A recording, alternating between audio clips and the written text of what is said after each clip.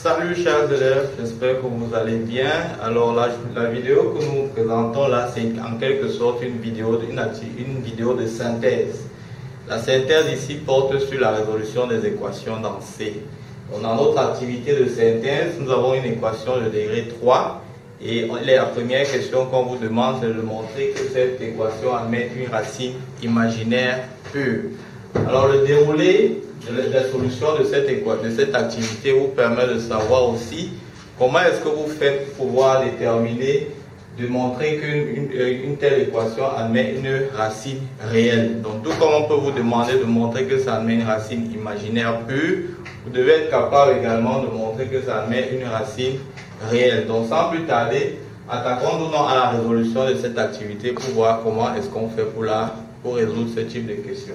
Donc, pour commencer dans la résolution d'une telle activité, la première chose que vous faites, vous posez Z1 égale à IB. Alors, pourquoi IB? Parce que vous savez que dans de coutume, quand on dit forme algébrique d'un nombre complexe, il est exprimé sous la forme A plus IB. Donc, quand on vous demande par exemple de montrer que ça admet une racine réelle, vous devez poser Z1 égale à A. Si on dit montrer que ça admet une racine imaginaire, puis vous posez Z1 égale à IB. Donc, Z1 étant égal à IB, il est racine. On avait dit que P de Z1 est égal à 0.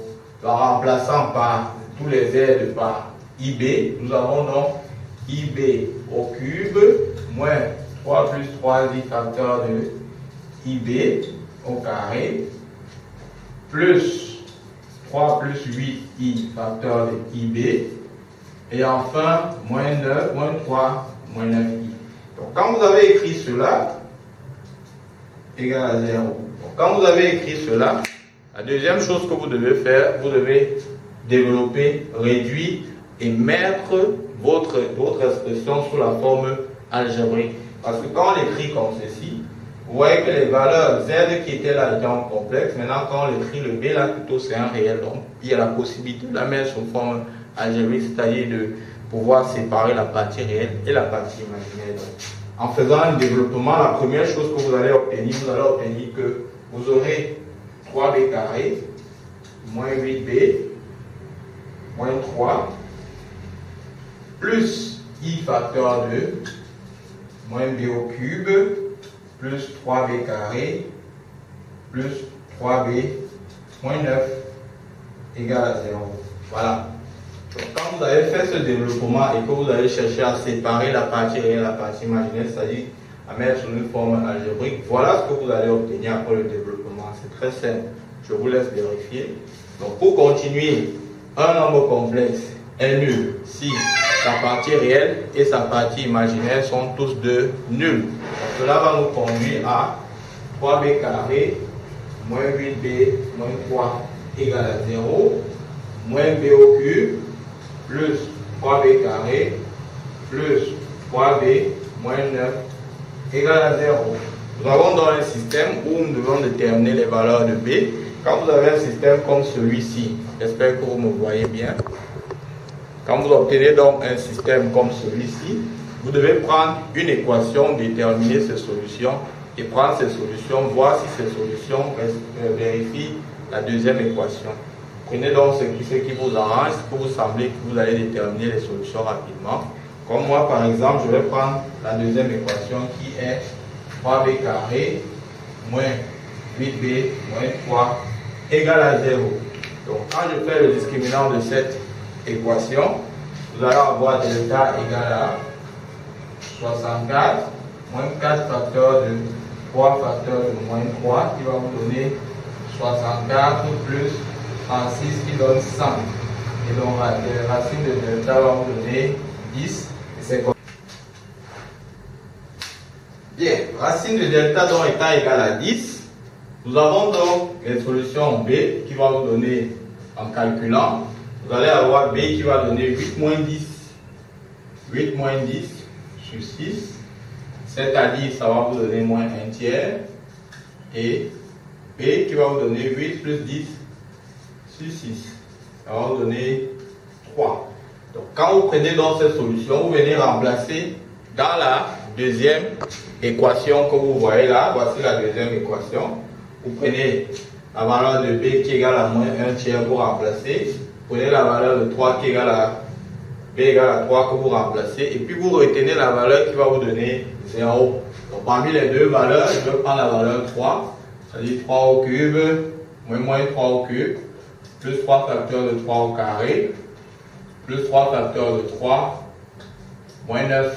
Vous allez voir qu'on a moins 27, plus 27, plus 9, moins 9, qui va donc bien nous donner 0. Cela veut donc dire que Z1 serait égal à 3i. Voilà la solution que vous avez obtenue. Notre solution imaginaire peu que l'on obtient quand on pose Z égale à IB. Voilà. Donc si c'est pour déterminer une racine réelle, c'est exactement le même cheminement que vous faites. Posez Z1 égale à A, vous remplacez, vous développez, vous sortez la forme algébrique. Ensuite, vous faites l'identification, vous déterminez la partie réelle, la partie imaginaire. Vous obtenez le système, vous déterminez une des valeurs de A d'une équation qui va vérifier la deuxième et puis vous avez la solution réelle. Donc maintenant qu'on a déterminé ça, à la deuxième question, on nous demande de déterminer les valeurs de A, B et C pour lesquelles P de Z s'écrit comme celui-ci. Alors vous êtes d'accord qu'une fois qu'on a une racine, déterminer la racine Z1, notre polynôme P de Z est factorisable par Z moins Z1. C'est de ça qu'il s'agit ici. On nous demande de déterminer A, B, C pour que P de Z se mette donc sous cette forme-ci. Alors on a deux choix. Soit pour cette question, nous pouvons la répondre en utilisant la division euclidienne, soit nous pouvons simplement faire l'identification, c'est-à-dire développer le second membre et faire une identification des coefficients avec les coefficients de P de Z pour déterminer A, B et C. Donc c'est ce que nous allons faire. Je prends donc cette équation qui est en fait Z moins 3i facteur de AZ carré plus BZ plus C. Alors qu'est-ce que je fais de cette équation? Je vais donc la développer, je développe, j'obtiens donc AZ au cube plus B moins 3i moins 3ai Z carré plus, quand vous faites c'est ça fois ça fait ça fois ça vous fait plus C moins 3bi Z et enfin moins 3ic. Vous voyez, voilà ce que vous obtenez. Vous faites donc une identification avec les coefficients de P de Z. Quand vous regardez ici, voilà les coefficients de P de Z. On fait une identification. Avec une identification, on obtient A égale à 1. A égale à 1. B moins 3i sera donc égal à 3ai sera égal à moins 3 moins 3i. Et enfin, vous aurez moins 3ic qui va vous donner moins 3 moins 9i. Alors, en vérifiant, on espère qu'on ne s'est trompé nulle part.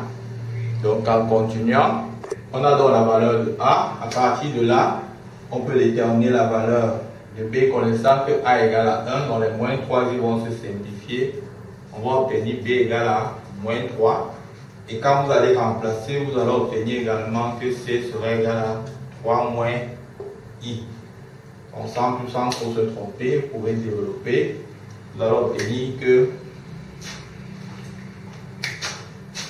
c'est-à-dire que si je viens là, on fait une simplification par 3, j'ai donc IC qui sera égal à 1 plus 3i.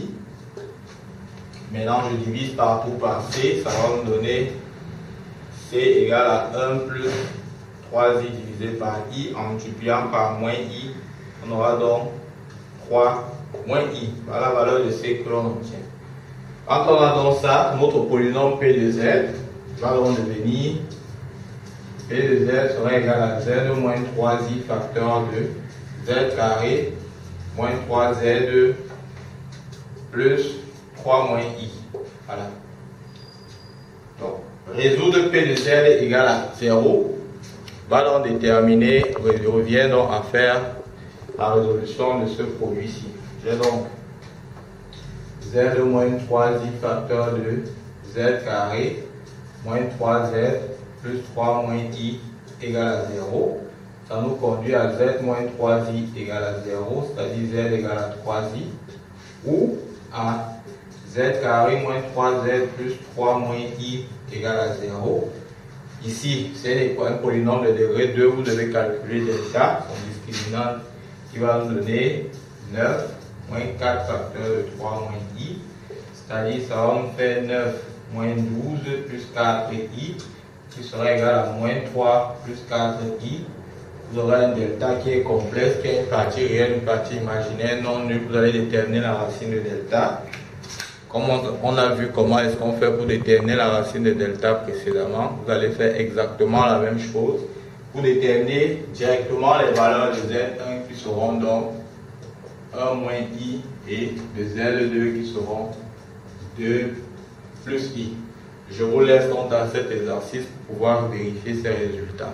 Une fois que vous avez donc les trois valeurs de Z, l'ensemble solution de notre produit de P de Z égale à 0 seront donc 3i, 1 moins i et 2 plus i. Alors je tiens donc à vous rappeler donc ceci. Quand vous avez un polynôme de degré 3 dans C à résoudre, sachez que forcément la première question qui va s'imposer, c'est de montrer que cette solution admet soit une racine réelle, soit une racine imaginaire pure, soit deux racines réelles, soit deux racines imaginaires pures. Ce ne serait pas intéressant que l'on donne un polynôme de degré 3 sans qu'il y ait une racine réelle ou une racine imaginaire pure à déterminer. Moi-même, je ne saurais la déterminer s'il n'y a pas ce genre de cas. C'est la première question qu'on va forcément vous poser. Et puis, je vous ai montré comment est-ce que vous faites pour pouvoir déterminer la racine réelle ou la racine imaginaire pure. Dès lors que vous l'avez fait, le reste va couler de source parce que le reste sera question simplement de résoudre l'équation de degré 2 dans C. Et dans la vidéo précédente, nous avons montré comment on fait pour la résolution des équations de degré 2 dans C. Donc, quand j'ai donc dit cela, vous connaissez exactement tout ce qu'il faut connaître pour la résolution des équations de degré 1, de degré 2 et de degré 3 dans C.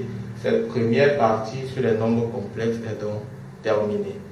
Je peux simplement vous dire à bientôt et je vous laisse découvrir ce que nous avons déjà concocté pour vous. Merci.